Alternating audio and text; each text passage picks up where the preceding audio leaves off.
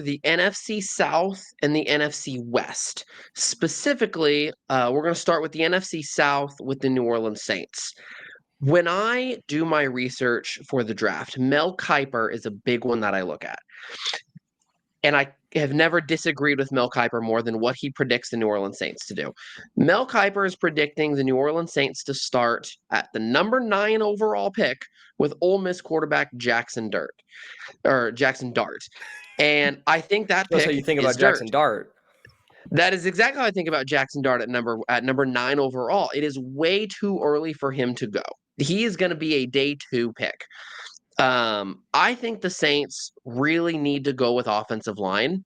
The guy that I like at number 9 overall for offensive line is the Missouri tackle Armand Membo. There are multiple experts that are predicting the Saints to snag a top tier offensive lineman. I think he is one of the best offensive linemen in the draft. There's another offensive lineman I think is better than him, but I think he's going to go earlier, and I'll end up talking about him later. But I think the Saints are going to snag the tackle out of Missouri for this one. Zach, what do you think on this? Yeah, I agree with you in the sense that Jackson Dart being mocked top 10 is abysmal.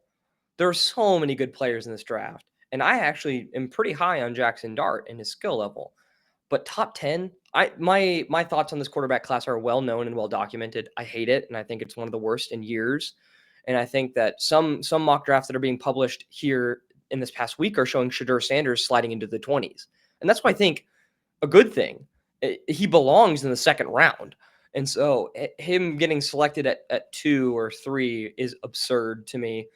And Jackson Dart, while talented, probably doesn't deserve to be a top 10 pick or even a first rounder. So I agree with completely throwing out whatever Mel Kiper says on the Saints number nine pick. But I think that the Saints have a massive need at defensive back, specifically corner. And I think they could pull the trigger on a guy like Will Johnson from Michigan. Really good, lengthy corner, 6'2". And he's not really like the 6'2" kind of man cover corner like a Terrion Arnold would be. He's more of like a patient, big, fluid, like instinctive zone corner who loves to jump balls. He's got great ball skills. He'll make some plays. And I think that when you get a guy like Will Johnson, it revamps an entire secondary. And I think that he deserves to be a top 10 pick.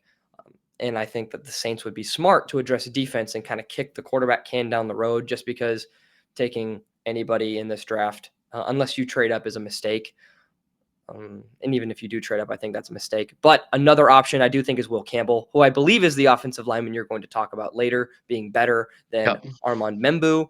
I think that there's no team that really has a need besides maybe New England to take Will Campbell. And I don't think New England's going to take Will Campbell. So I think that if he falls to 9, the Saints should pick him up and protect whatever future quarterback they end up drafting. Maybe it's somebody in the later rounds, kind of like a Russell Wilson situation. Like Russell Wilson was a 3rd rounder, 4th rounder. So they could end up doing something like that. I know they have Spencer Rattler.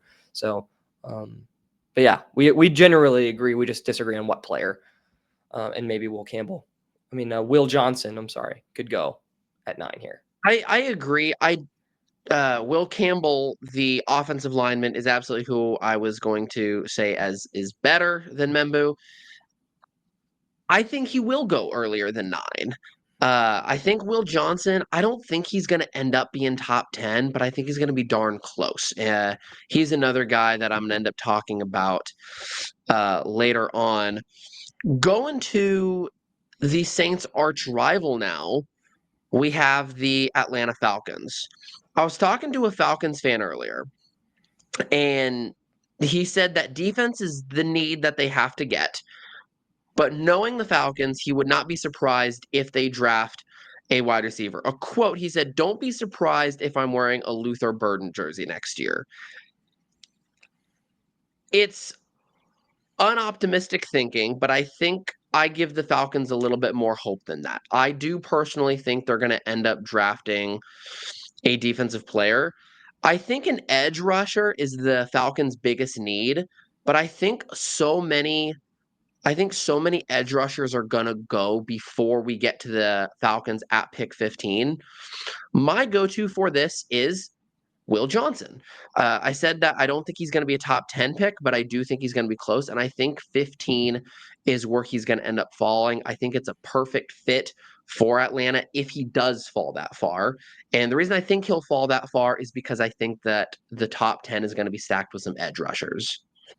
In Tyler, what you just said, I agree with entirely. And my breakdown is actually very similar. I think that the edge rushers, once you get past the 10th pick in the draft, the edge rushers get a little bit questionable because you have these guys that are clearly talented, but they have some serious gaps and some serious concerns in their game. Like when you look at Shamar Stewart, for example, the guy is a stud. Measurables, he's everything you could ever ask for in an edge rusher. But he had 1.5 sacks last season. How can you justify drafting a top 15 pick edge rusher with so little production in college and expect him to produce at a higher level in the NFL? I think that a guy like that should fall. James Pierce Jr., edge rusher out of Tennessee, has a lot of character concerns that could cause him to fall. Same with Mike Green, although I think Mike Green is the most talented of those three. He does have some cases of sexual assault that kind of hamper his record and caused him to transfer to Marshall in the first place. So there's a lot of these edge rushers that it's kind of like playing Russian roulette a little bit. You don't know which of these guys is going to pan out. And so you picking Will Johnson, you going the cornerback route, I think it's a safer choice than going one of these middle tier edge rushers. And I agree. And I think the Falcons will make a safer choice and go with an interior guy like Kenneth Grant, a defensive interior guy, defensive tackle, 330 pounds. He's pretty shifty. He can move despite being that weight. And I think at 15, bolstering that interior is the first step in getting edge pressure. So I think the Falcons could address edge later in the draft, maybe get somebody more developmental, but maybe better value later in the draft. And instead going with one of these surefire interior guys like Kenneth Grant. I don't hate the Kenneth Grant pick. Kenneth Grant is currently number 17 on Pro Football Focus's big board, 6'3", 339 pounds. He would be a great pick for Atlanta, 100%. I think any good defensive player would be a smart pick for Atlanta. To entertain the Falcons fans' pessimism, is there a chance they draft wide receiver here? Not a chance, especially not Luther Burden. Luther Burden is currently being mocked as a late first round, early second round guy. I would be shocked if they pulled the trigger on a guy like Burden when they have so many pertinent needs on the defensive side. I mean, they lost some key veterans on the defensive line that need to be addressed in the first 2 rounds. So if you're going to not waste a pick, but spend such significant draft capital on an offensive skill player when you have Kyle Pitts, when you have Drake London, when you have Bijan Robinson, if you're going to spend another first rounder, when they spent a first rounder on a quarterback last year, how are you going to help that defense? You can't keep investing first rounders into the offense and expect that defense to get better and expect to get into the playoffs. So I think that there's no chance they go Luther Burden. Maybe if a guy like Tet McMillan falls, they could take it from Arizona, the 6'4" X wide receiver. They could take a chance on him, but I don't think he falls. And I think they instead go with another safe pick in Kenneth Grant. I agree that McMillan's not falling to 15. He is ranked number 3 on Pro Football Focus's big board. That I do agree with you that there's not a realistic shot that they take a wide receiver, but it would be very Falcons-esque. Yeah, and I was shocked when they took Bijan at 8 2 drafts ago. And Penix last year. And Penix. So you're right. It would fit with the trend. And I'm going to talk about trends a little bit later because I have something fun cooking up for one of these later teams. But yes, it would fit with the trend. But I would be shocked if it was Burden, if that makes sense. There's Golden from Texas, who I think would be a much better selection if they're going to go skill player.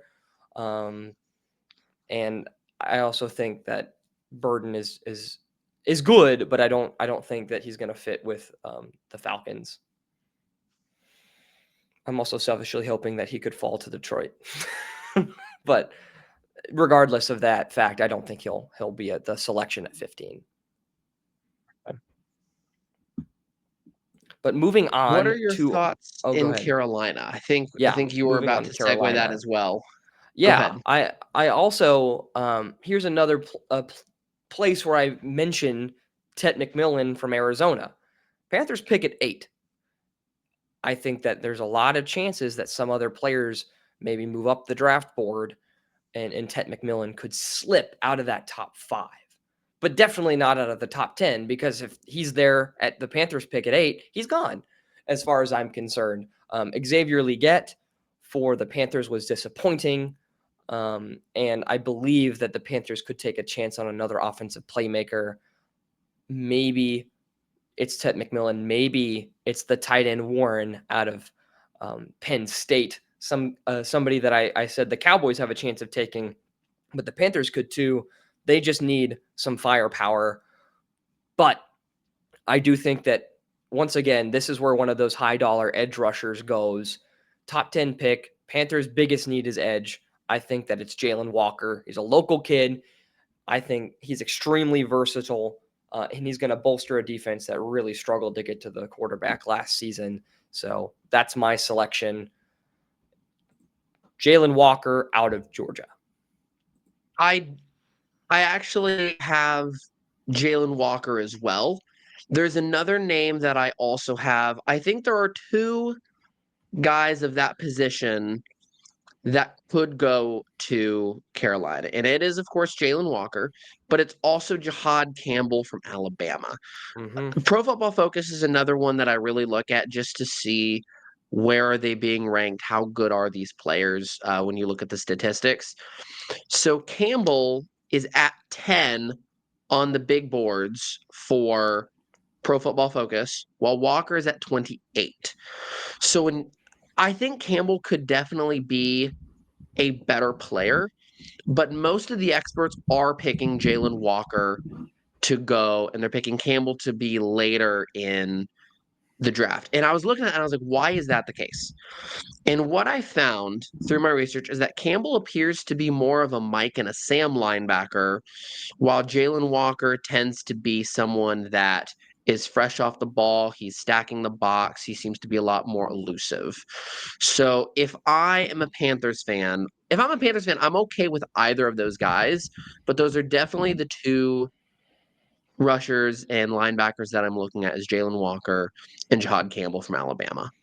Here's my opinions on that. I love Jihad Campbell. I feel the same about Jihad Campbell as I do Malachi Starks, the safety that we discussed in last episode. Mm-hmm. I think, honestly, though, I think that Jihad Campbell has done himself more favors in the combine than Starks did. Starks' athleticism kind of took a step back in the combine, and that's why he's sliding out of the top 10, whereas Jihad Campbell took a step forward. His combine was incredible. He showed off ridiculous straight line speed and agility. His RAS score, raw athleticism score, was well into the 9.8s, 9.9s. So I think that it would be a really solid pick for the Panthers, just not at 8. I think that the Panthers could get Jihad Campbell into the middle of the teens there. So if you trade back 5 or 6 selections and get Jihad Campbell and get some more selections, so you could potentially grab an edge rusher that falls outside of the first round, or maybe a wide receiver like Luther Burden or somebody who's going to make some plays. I mean, but I think that the Panthers were the 32nd ranked defense in terms of points allowed and in terms of Pro Football Focus grade. They need to address defense, and whether that's at Mike linebacker or whether that's at edge rusher, I don't know yet, but I think that Jihad Campbell at 8 would be a little bit of a reach. I agree, and the experts agree with you as well. But as you've pointed out, his combine is making Campbell go higher up on draft boards. You mentioned his athleticism score.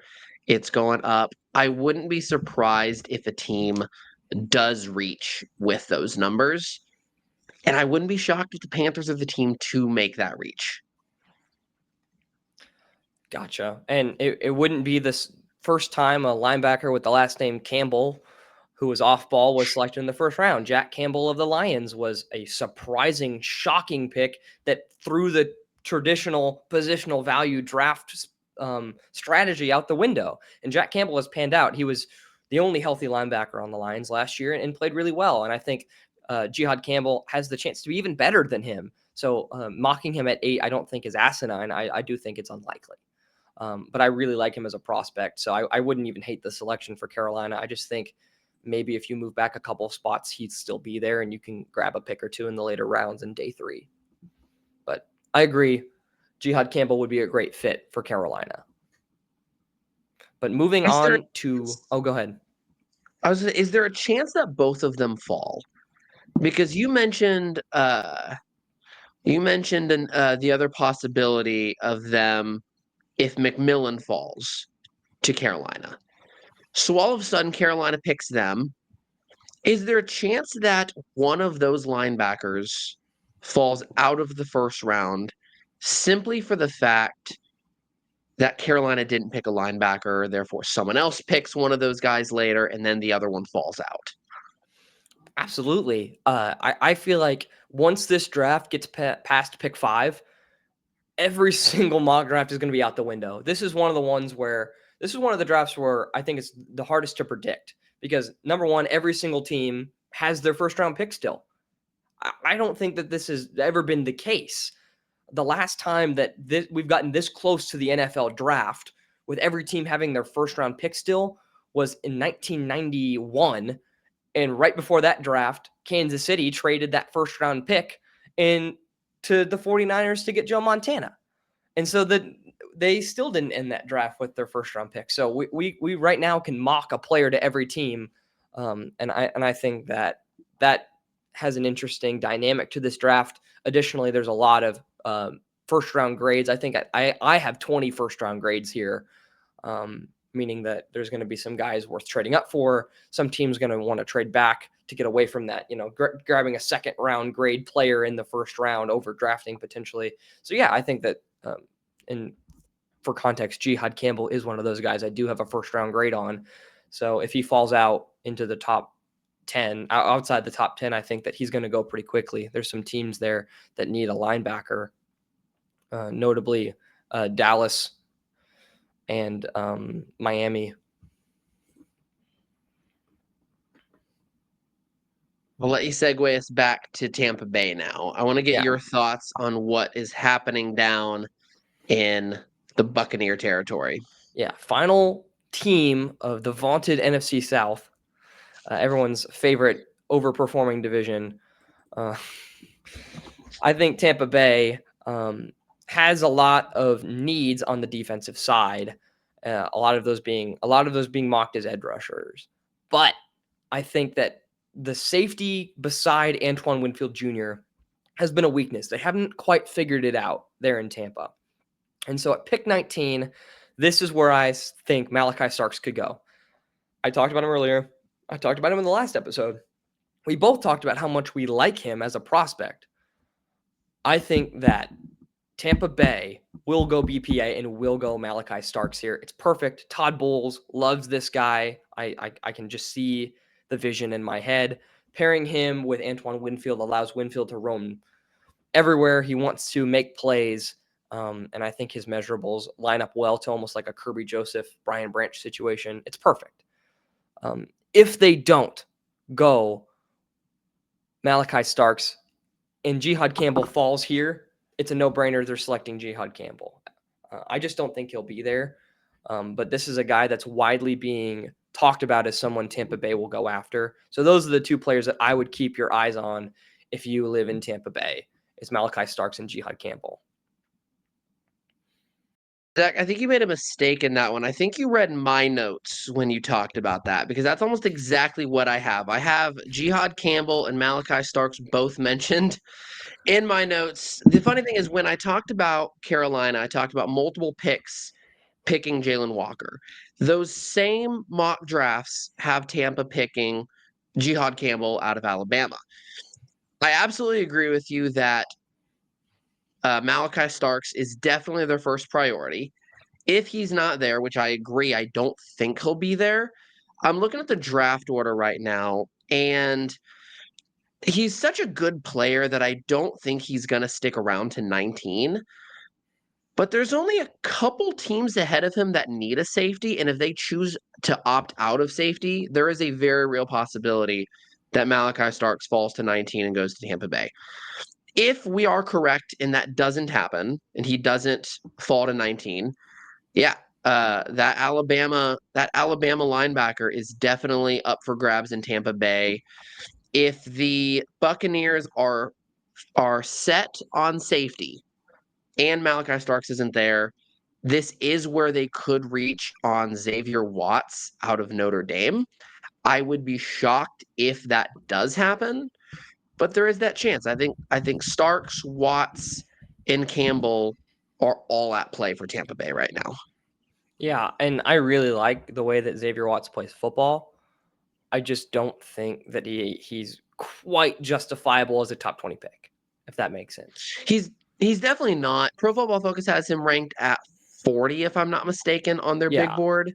So he's definitely not a top round pick, but I do think he's the second best safety in this draft. So if I the Bucks agree. are Yeah. set on safety, this is where who cares about grades? If you need a safety and he's the best safety on the board, Watts might end up as a first round pick.